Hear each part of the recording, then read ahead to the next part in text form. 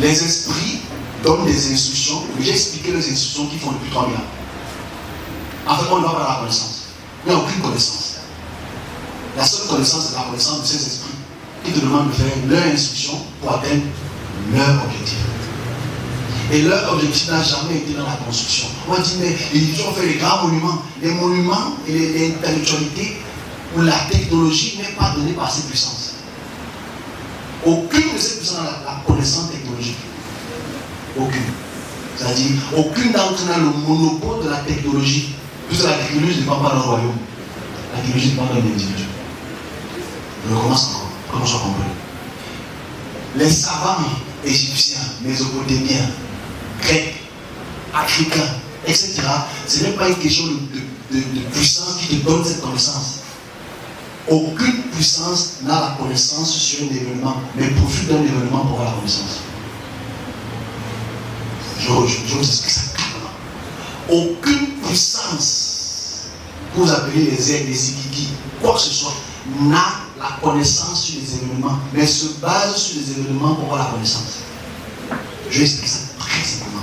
Non pas la connaissance des événements, mais se base sur les événements donnés aux hommes pour avoir la connaissance de dominer le monde. C'est-à-dire, parce qu'on est bien dit des choses. Voilà, quand je parle de l'instruction d'un être, se base sur 3 choses. Les esprits que vous appelez âme, etc. Je ne vais pas donner les noms. Je ne suis pas là pour donner les noms ne sont pas importants. C'est que l'instruction donnée est subdivisée pour moi, Yves Justin, qui suis rien du tout dans la sauce tomate, mais subdivisée en 3. L'instruction est un événement. Je vais expliquer ce qu'on appelle événement. L'instruction est un positionnement. Je vais expliquer ce qu'on appelle positionnement. Et l'instruction est une exécution. Ça devrait être exécuté. Et chaque événement qui ne dépend pas automatiquement de ce qu'on appelle l'événement. L'événement, ce n'est pas l'événement là que je parle. L'événement ici, c'est la clôture du temps. L'événement ici, c'est la clôture du temps. Ça veut dire l'esprit ou l'être spirituel a la capacité de fermer le temps. Et dans la fermeture du temps, ça veut dire donner un événement dans une période spécifique qui est dans un positionnement géographique spécifique et qui devait être une exécution spécifique pour apporter une évolution ou bien une construction dans la création dans son ensemble. Voilà comment les êtres spirituels s'expriment. Je prenais les exemples, vous les connaissez. C'est juste que vous ne prenez pas ça dans la mesure de ce que c'est une instruction qui est un événement. On en a le mot événement.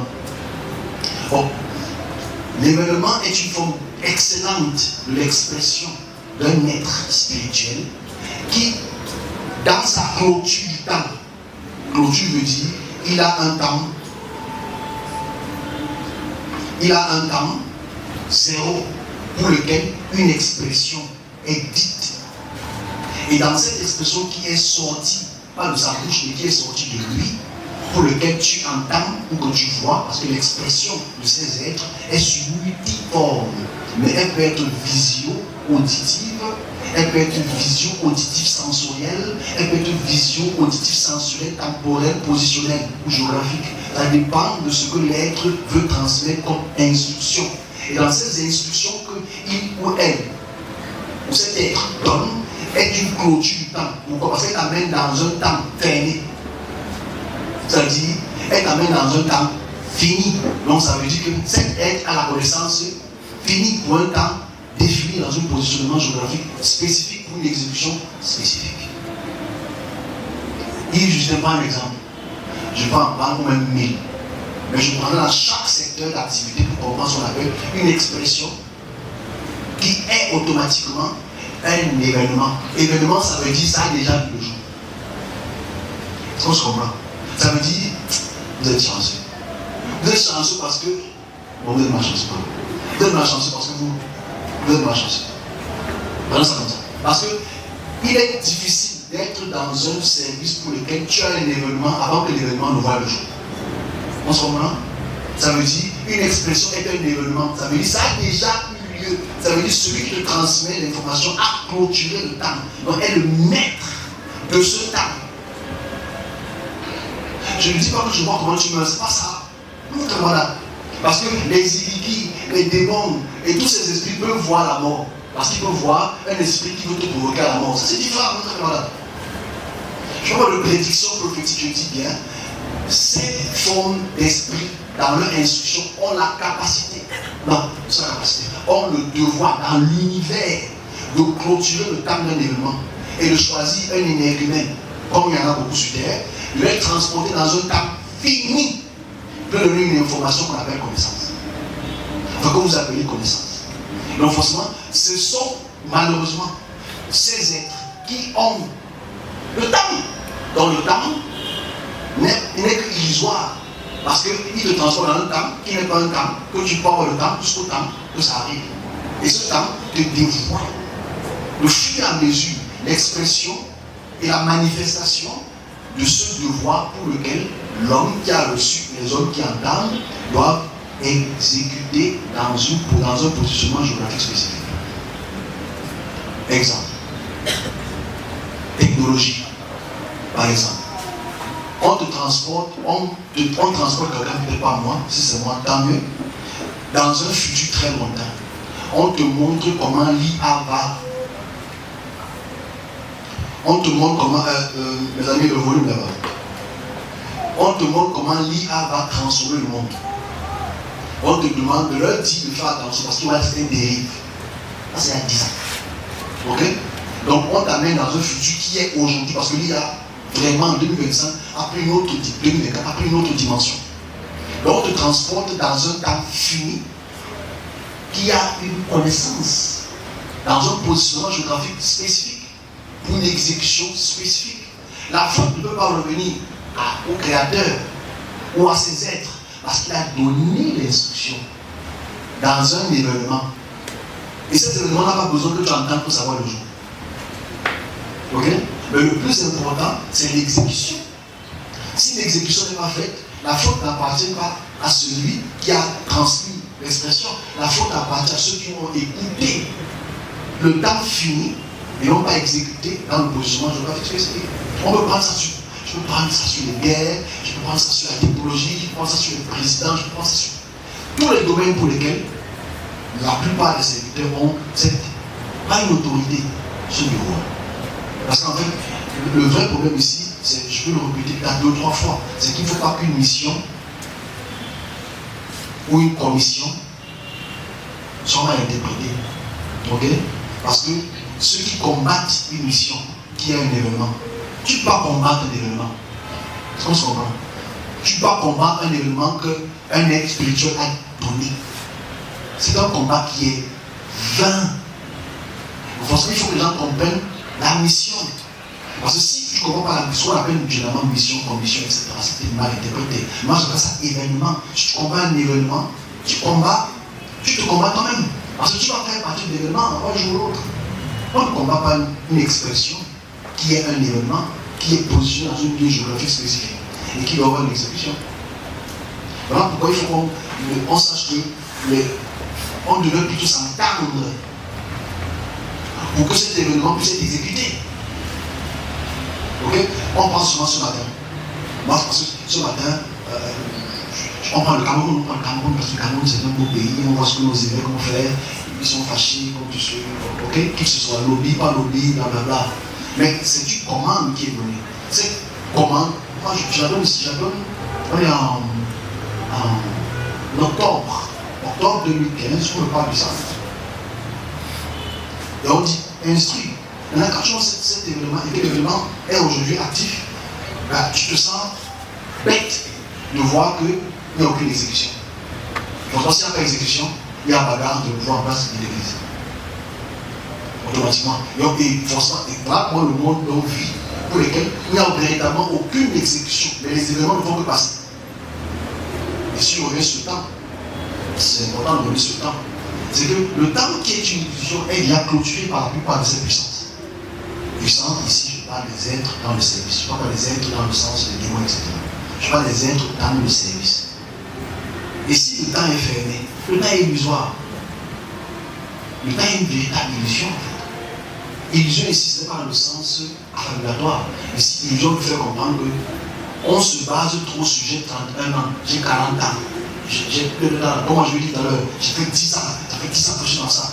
Mais c'est du vent en fait. Le plus important dans la création, c'est les événements qui ont lieu dans le temps, naturellement, mais le temps n'est pas si important sans événements.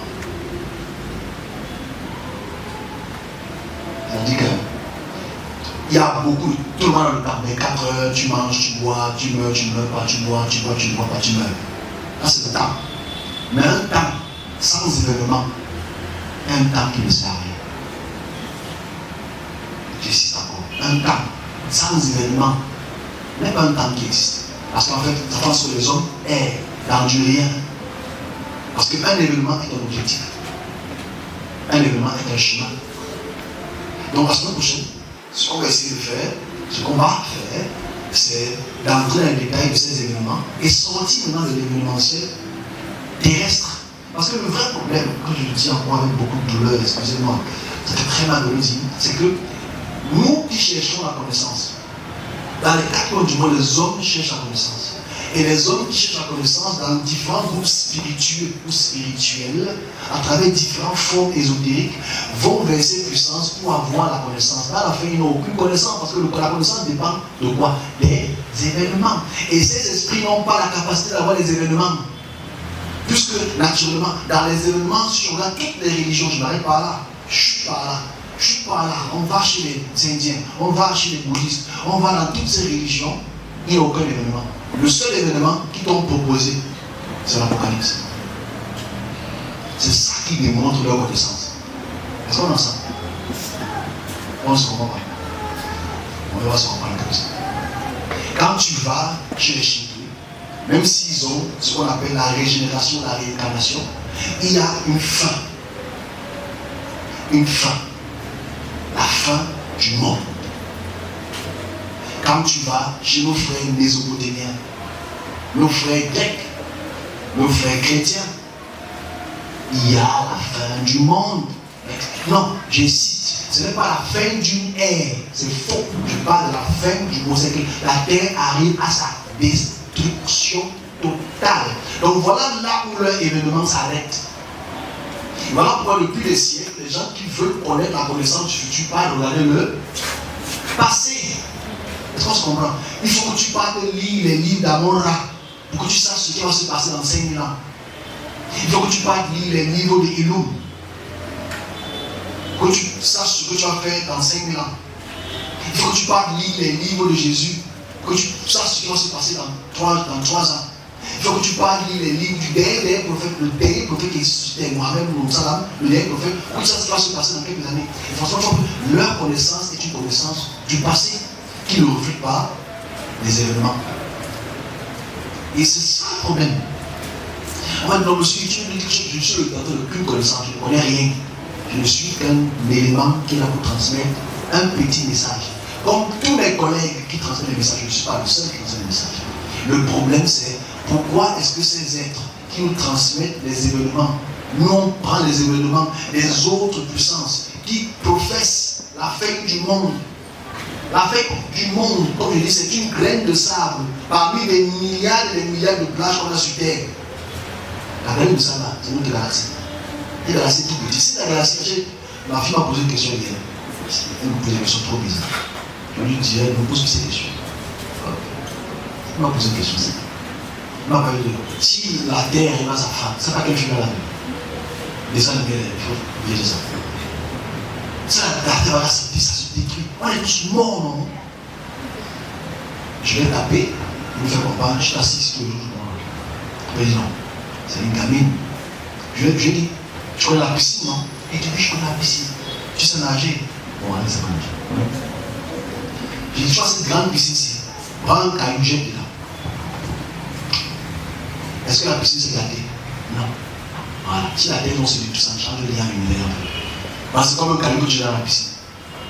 Parce que le caillou est tout petit par rapport à une grande piscine. Est-ce qu'on se comprend? Il faut expliquer aux gens que si la terre arrive à sa fin, les gens qui ont écrit ces textes sont d'une stupidité terrible. Parce qu'en fait, ils ne connaissent pas l'étendue de l'expansion de l'univers. Donc quand la terre va s'arriver à la fin, on va pas tu sais pas. Tu peux aller seul. Parce que toute la terre se détruit, l'univers ne va pas s'expandre. Il n'y aura pas effondrement de l'univers si une galaxie, parce qu'en fait, ce qu'on appelle les supernovas, c'est les étoiles qui meurent. Donc les étoiles qui meurent n'arrêtent pas le système multiplanétaire, ça n'arrête rien. Donc toutes les divinités, les Védas, les Brahmas, les Jésus, les Apollonéus, les Thalus, les Elum, les Osiris, tous ceux-là qui professent cette fin n'ont aucune connaissance sur l'événement, positionnement et exécution. Parce qu'on est d'abord sur terre, parce qu'il faut qu'on sorte de la terre. Parce que l'année passée, je vous ai expliqué 4 expressions visuelles pour lesquelles on était hors de la terre, pour lesquelles j'ai vu ces puissances et j'ai communiqué.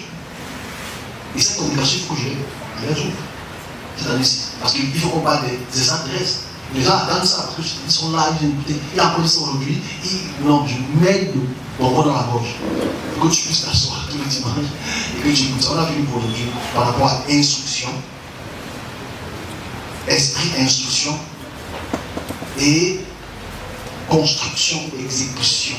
Alors, je résume, parce qu'ici aujourd'hui, ceux qui sont dans le j'ai résumé ce qu'on appelle démon. La différente cosmogonie gréco-romaine du mot démon, d'où elle vient, comment ils ont été constitués, le rapport avec la Mésopotamie, le rapport avec l'Égypte, comment est-ce que les différentes notions spirituelles ont évolué jusqu'au christianisme, et comment ils ont attrapé le judaïsme, attrapé le christianisme, attrapé les ésotérismes, le rosicruciens et francs-maçons, l'église catholique, les chrétiens aujourd'hui sont dans cette cosmogonie. Voilà pourquoi quand le christianisme prend la puissance dès le 3e siècle, réellement au 11e, 12e siècle, quand il y avait les Inquisitions, on a décidé que démon veut dire diable, diable veut dire enfer. On a décidé ça ici. Donc toute notre pensée était caduque. Mais quand tu sors de la puissance chrétienne, tu vas chez nos frères chinois, ils ont des multitudes de divinités qui parlent, qui agissent à leur manière. La relativité de l'intelligence doit être prise sur la paix, pas sur une perception personnelle, mais sur une perspective générale. C'est ça qui nous manque à nous tous.